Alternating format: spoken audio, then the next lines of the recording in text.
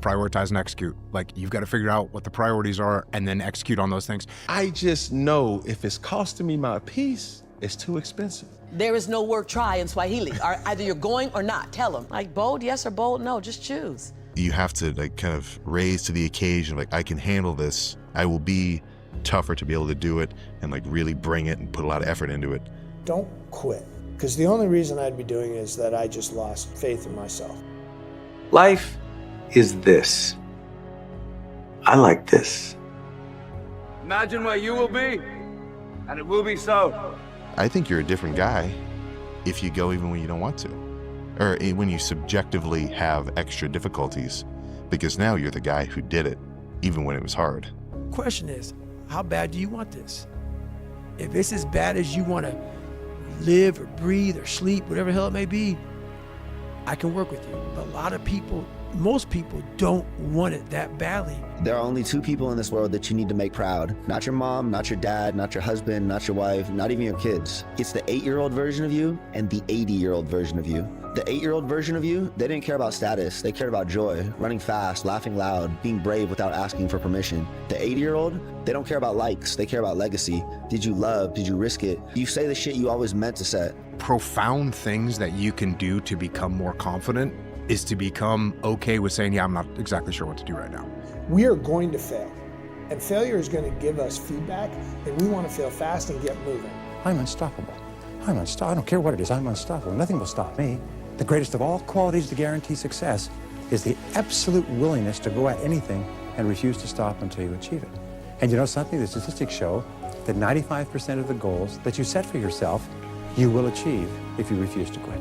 Well, you got to be able to detach a little bit and take a step back and take a look at what's going on in the world. How do I realize as I get closer to something that maybe the ladder I was climbing was kind of leaning up against the wrong wall a little bit, so I'm just going to adjust it and I'm going to keep climbing over here. But if you say something and you consistently say, like, oh man, I'm so tired, you're convincing yourself that it's true. You're making it true. You can't do everything yourself. You need to allow your subordinate leaders to step up and lead and make things happen. So make a specific request. And if that request is not being fulfilled, then they leave you with no more options. Right. And that's everywhere, everything. But everything can evolve. I needed some insight and advice, and I had to drop my pride and be willing to ask for help. Yeah, I'm not a monster. I'm a man of my word. I'm not a real smart guy. And what I mean by that is I was born ADD, ADHD. Like, my brain cannot retain information. You have to learn from your mistakes so that you can be better later. The problem isn't making them, the problem would be not learning from them. And I think that people who don't have routine will regularly have their lunch eaten by people that do, because there's basically nothing that you can achieve in this world that doesn't require consistency.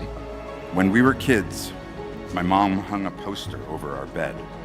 It had a picture of a bumblebee, and under the picture, the caption read, "According to all aerodynamic laws, the bumblebee cannot fly because its body weight is not in the right proportion to its wingspan. But ignoring these laws, the bee flies anyway." So let's say we have a circuit breaker, okay? And I'm loading everything up to one fucking circuit. Just load it up. It's gonna fucking blow. And once that thing blows, man, the circuit's all fucked up. You gotta have each thing plugged into the right spot, like a fucking crowded garage. You can't put anything in it. Once your brain is crowded, discipline is great, motivation is great, but if you can't fit shit in your brain because it's all fucking cluttered with shit, there's no discipline. You may have it sometimes when it fits in that crowded garage of your mind, but you don't have the consistency that you need to have with that discipline. To be the same guy over time is, just suck. I like to see people do well. I've been around a while, I know what it takes to do what you do.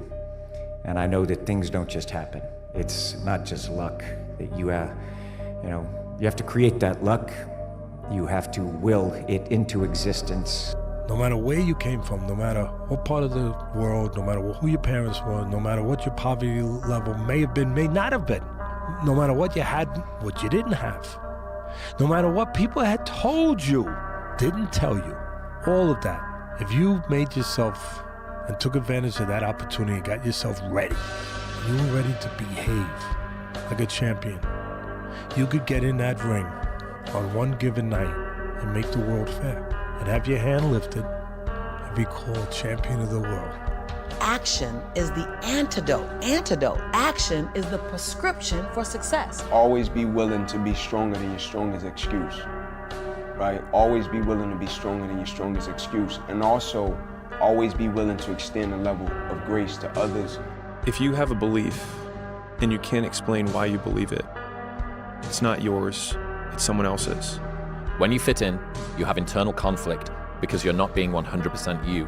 When you're exceptional, you have external conflict because everyone sees you as different. I think I would be significantly happier and significantly better at the things that matter most to me if I cared less about the opinions of others.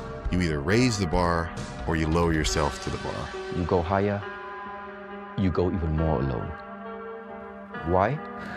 Because nobody is willing anymore to invest their energy in going higher. Because it's becoming more difficult.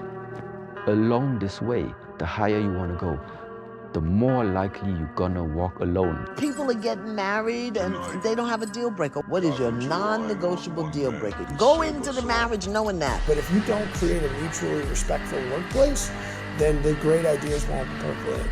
But bro, one of the most underrated blessings is leaving your house and making it back home every single day. You don't become confident by shouting affirmations in the mirror, but by having a stack of undeniable proof that you are who you say you are.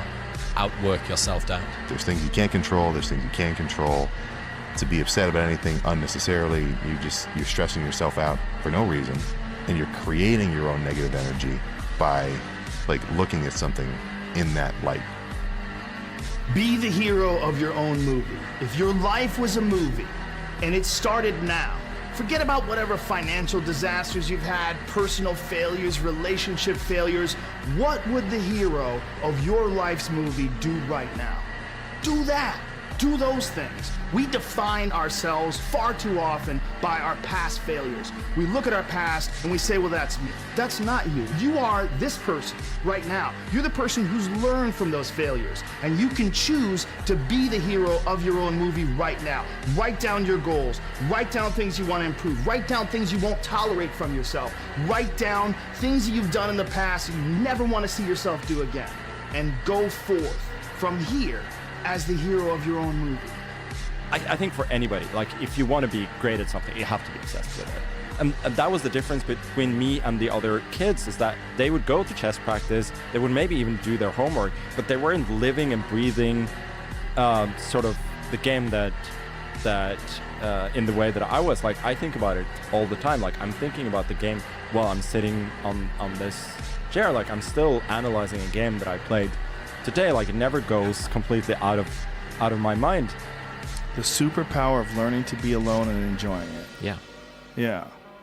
Well, I think it's critical, and I do think that these times where you just think about things, just be alone and think about things, are so rare these days.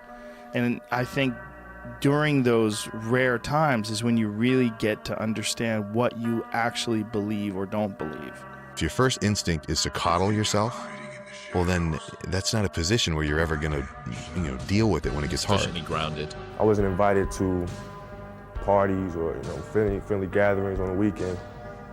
So on Fridays and Saturdays I would go to my rec room with my basketball and basically dribble myself to sleep.